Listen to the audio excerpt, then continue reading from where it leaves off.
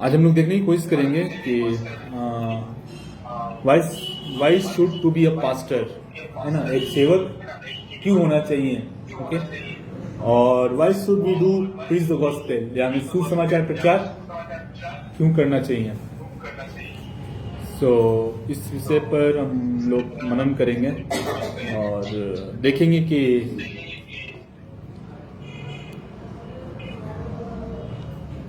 क्या है इसके पीछे का कारण। ओके, कि क्यों आपको और पास्टर बनने की जरूरत है या सुसमाचार प्रचार करने की जरूरत है। ओके, क्या कारण हो सकता है प्रेज़ द लॉर्ड कि आप एक पास्टर बनेंगे या सेवक बनेंगे और यीशु का दास बनेंगे या सुसमाचार की सेवा करेंगे लोगों को, तो किस कारण से आप करेंगे। क्या बात है कि आपको यीशु मसीह का काम करना चाहिए। ओके, क्यों आप चाहते हैं कि आप एक प्रभु के दास के रूप में और दासी के रूप में यीशु की सेवा करें।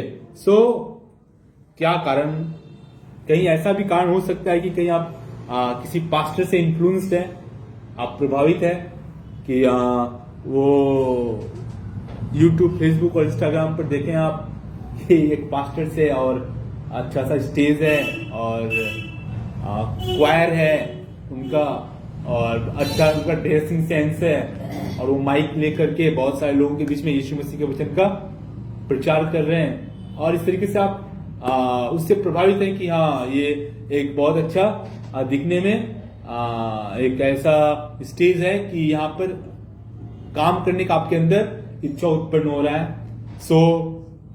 ये कारण हो सकता है। इन बातों के कारण भी कुछ लोग पास्टर बनना चाहते हैं या सेवा करना चाहते हैं। ओके, कि वो कार से आ रहा है और बिलीवर्स बाहर खड़े हैं एंड और वो उनको आदर दे रहे हैं, कोई ऐसे झुक जा रहा है, कोई प्रेज़ द लॉर्ड बोल रहा है, कोई आकर के हैंडशेक कर रहा है और कुछ लोग इज्जत में दूर से खड़े हैं। विभिन्न प्रकार की चीजों को आप देखेंगे चर्च में, कलिसियाओं में। और इस कारण से आप क्या सोचते हैं कि अगर एक पास्टर बना जाए तो इस तरीके का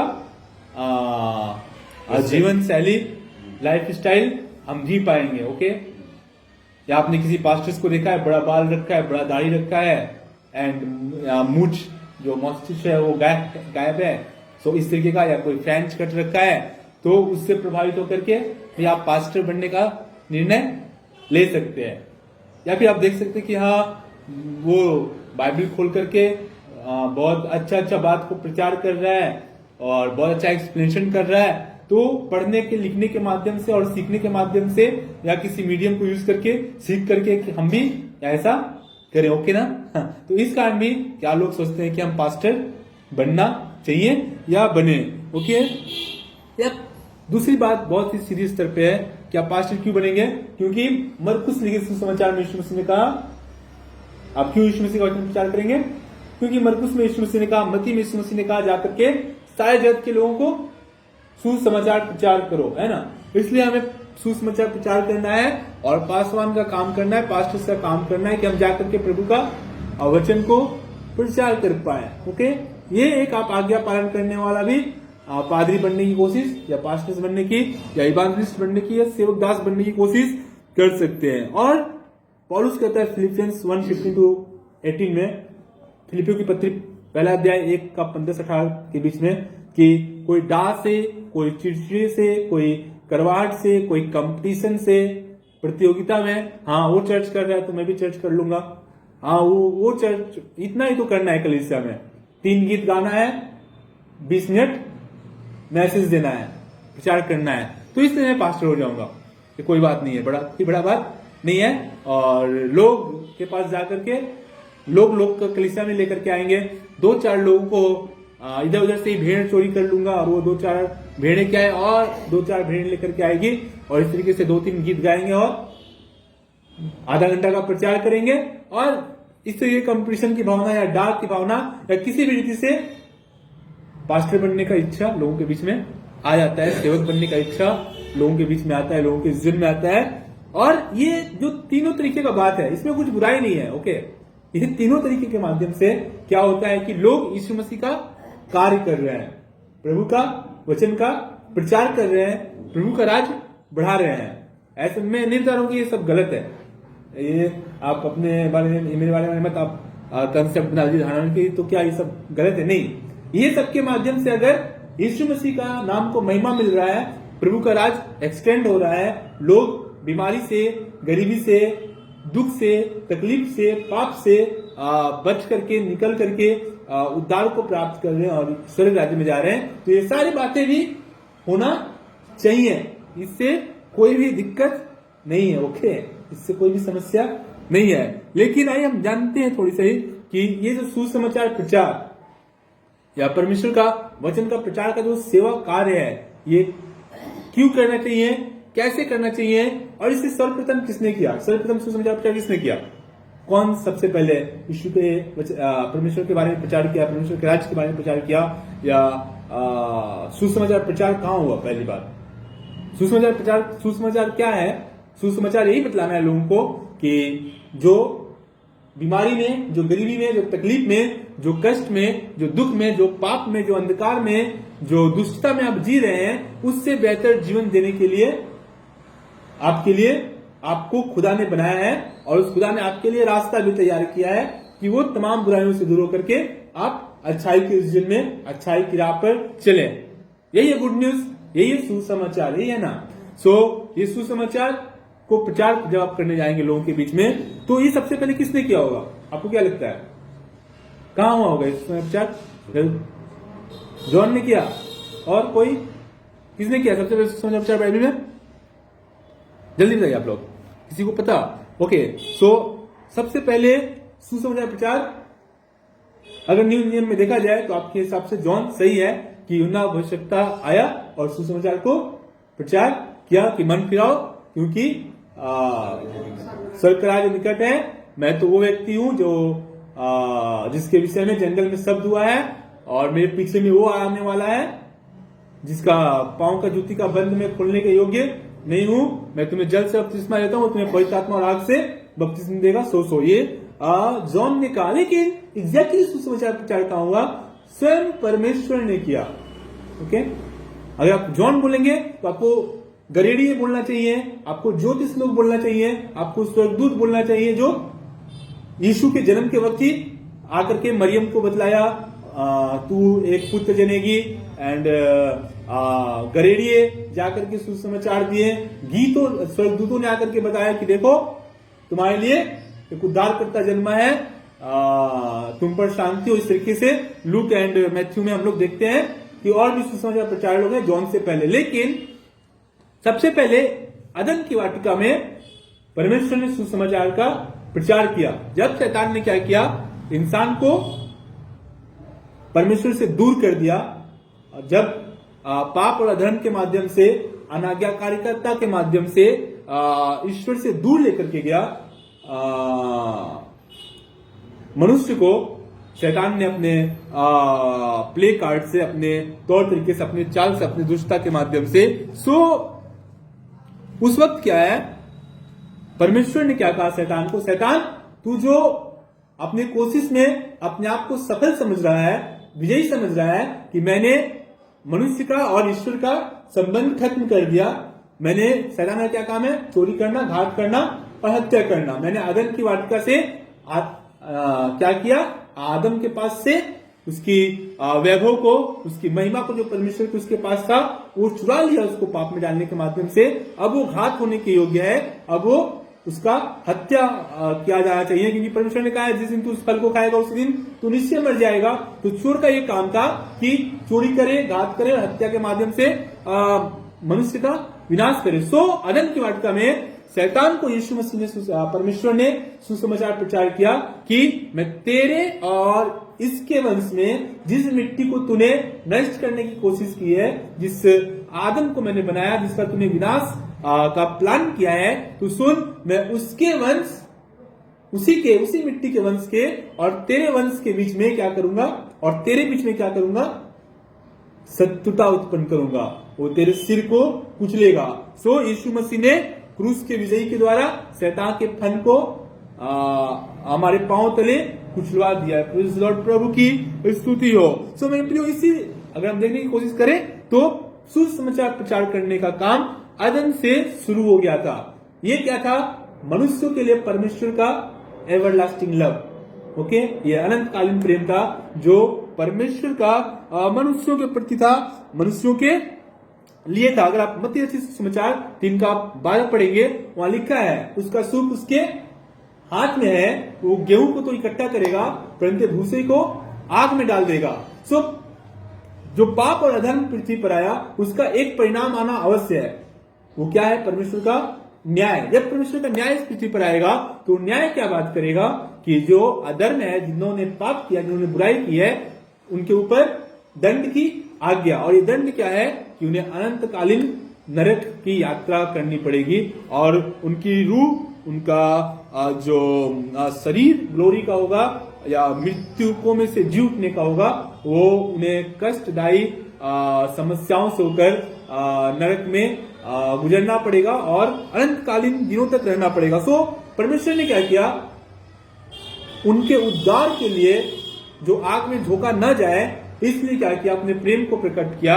वो स्वयं परमेश्वर जो वचन था पुत्र बन करके इस जमीन पे, इस दुनिया में आया था कि जो कोई इस पर विश्वास करे वो नाश नहीं हो परंतु वो अनंत जीवन पाए। सो दूसरी बात जब हम देखेंगे, यीशु मसीह संसार में आया, उन्होंने क्या किया?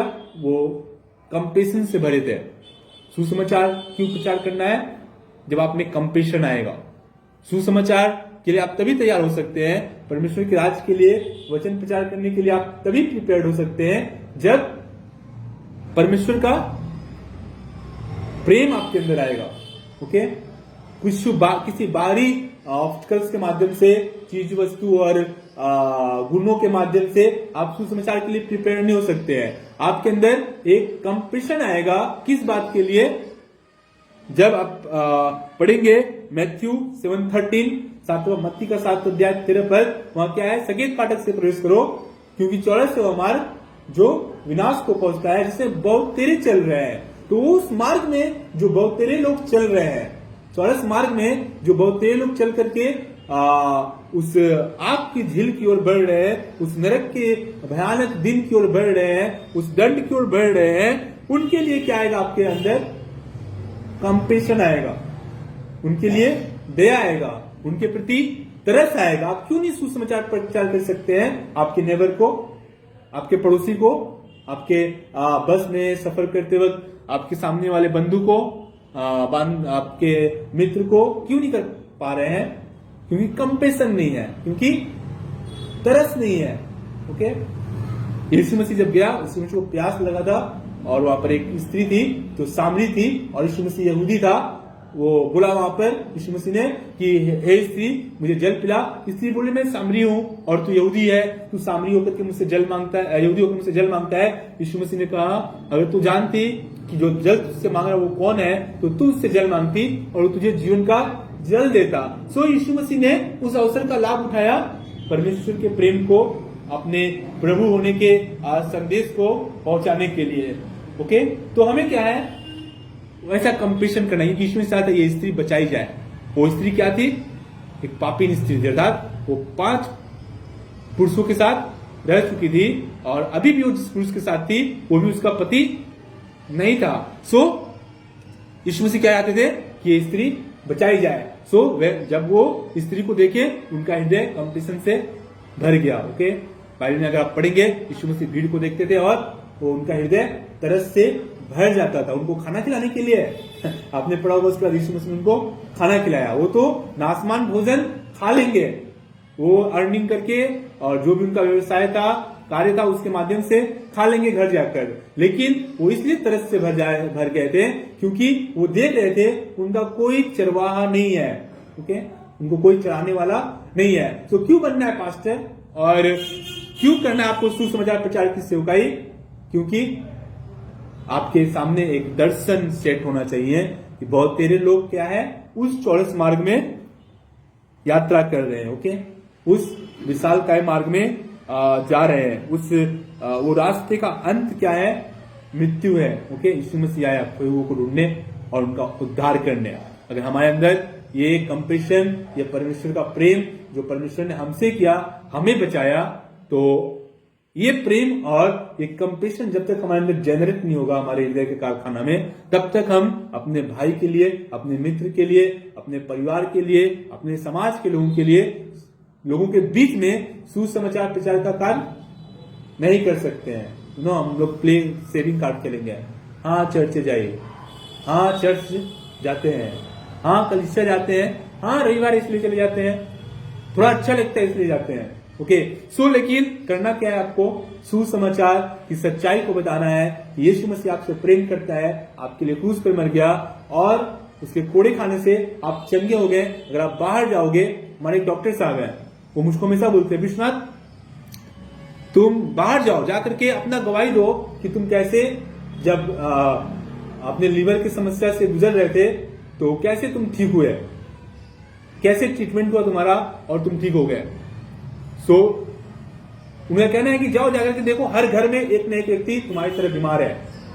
तुम्हारे हर एक घर में नहीं होगा तो हर तीसरे चौथे घर में जरूर मिल जाएगा एक व्यक्ति ऐसा सफर में जिससे तुम कर रहे थे।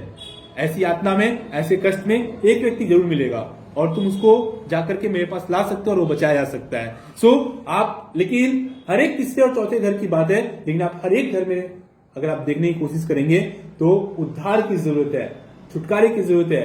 हर एक घर के लोग किधर जा रहे हैं, किस तरफ बढ़ रहे हैं, वो चौरस मार्ग की ओर बढ़ रहे हैं जिसका अंत विनाश है, जहां पे रोना और दांत पिसना है। सो मेरे प्रियो, हम इसलिए पासवान की सेवकाई करनी है या सुसमाचार प्रचार करने की सेवकाई करनी है क्योंकि हमारे अंदर परमेश्वर का वही प्रेम डाला गया है, वही पवित्र आत्मा का प्रेम डाला गया है। हमारे अंदर वही तरस हमें आवाज देती है उस काम को करने के लिए जिसके लिए आपको पासवान की सेवकाई, इवांजेलिस्ट की सेवकाई, सुसमाचार प्रचारक की सेवकाई करना है। प्रेरित पौलुस कहता है, मुझ पर हाय अगर मैं सुसमाचार प्रचार ना करूं।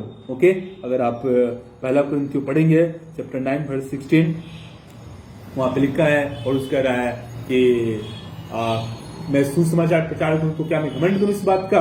जैसे मैं पहले बताया आरंभ में कि बहुत से लोग घमंड में और कंपटीशन में, प्रतियोगिता में भी सुसमाचार प्रचार करते हैं। ओके, और बहुत से लोग इन्फ्लुएंस होकर, प्रभावित होकर के दूसरे पासवानों के जीवन से सुसमाचार की सेवकाई में आते हैं। लेकिन एग्जैक्टली अगर आपने उद्धार पाया है, आपने परमेश्वर के अनुग्रह में, परमेश्वर के प्रेम में अपने जीवन को बचते देखा है, अपने आप को बचाया हुआ पाया है, तो आपकी ये जिम्मेदारी है कि उसी प्रेम का, उसी कंपैशन का आपके अंदर बढ़ना, आपके अंदर उस फैक्ट्री में ये निर्माण होते रहना।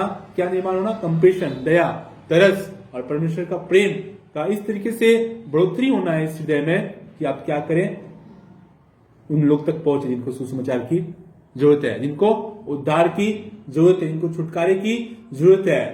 अदन की वाटिका ने शैतान ने काम आरंभ किया था स्टॉलिंग करने का, है ना, चोरी करने का, पीस, शांति को, आनंद को, परमेश्वर के साथ मनुष्य के रिश्ते को शैतान ने वहां पे काम शुरू कर दिया। आज लोगों को देखिए, गरीबी में, बीमारी में, कर्ज में, हर एक प्रकार के किसी न किसी तरीके के बंधन में खुद को जकड़े हुए पाए जाएंगे। आप क्या कर सकते हो उनके बीच में?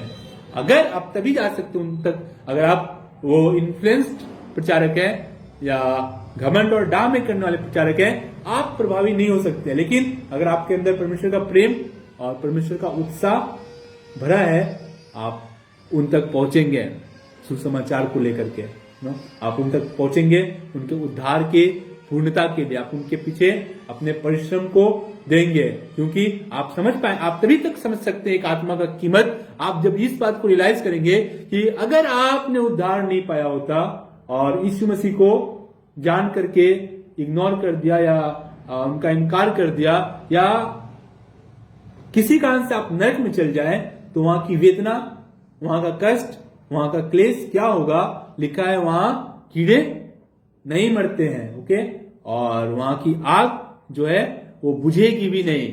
सो उसमें क्या है, आपका जो ये जो फिजिकल शरीर है, जब ये पुनरुत्थान के बाद जाएगा वहां पर, आपके साथ क्या तकलीफ की वेदनाओं से अनंत काल तक वहां रोना ही रोना है, वहां कोई शांति नहीं है, वहां कोई खुशखबरी नहीं है, वहां कोई आनंद की बात नहीं है, वहां पर कोई दया नहीं हो सकता है, वहां पर कोई कृपा नहीं बह सकती है। जो भी होना है यहीं पर होना है, यहीं पर आपको दया मिल सकती है। इस पृथ्वी पर जीते जी आपको कृपा मिलेगा, इस पृथ्वी पर जीते जी आपको अनुग्रह मिलेगा, आपकी इसी जीवन में आपको छुटकारा मिल सकती है। आपके उद्धार के कार्य की परिपूर्णता को आप इसी जीवन में तभी प्राप्त कर सकते हैं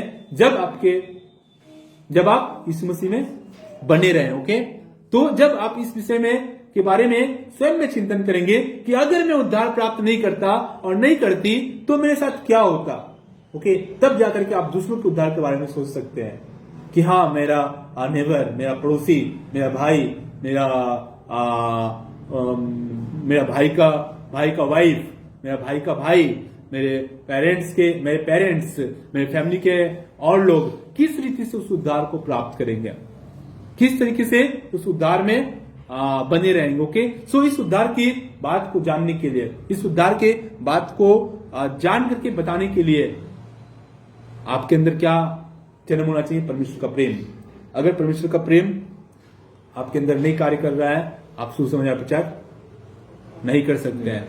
और आप परमेश्वर का प्रेम से भरपूर नहीं है, तरस से आप एक पासवान की सेवकाई नहीं कर सकते हैं। ओके, आपको क्या, किस चीज की जरूरत है?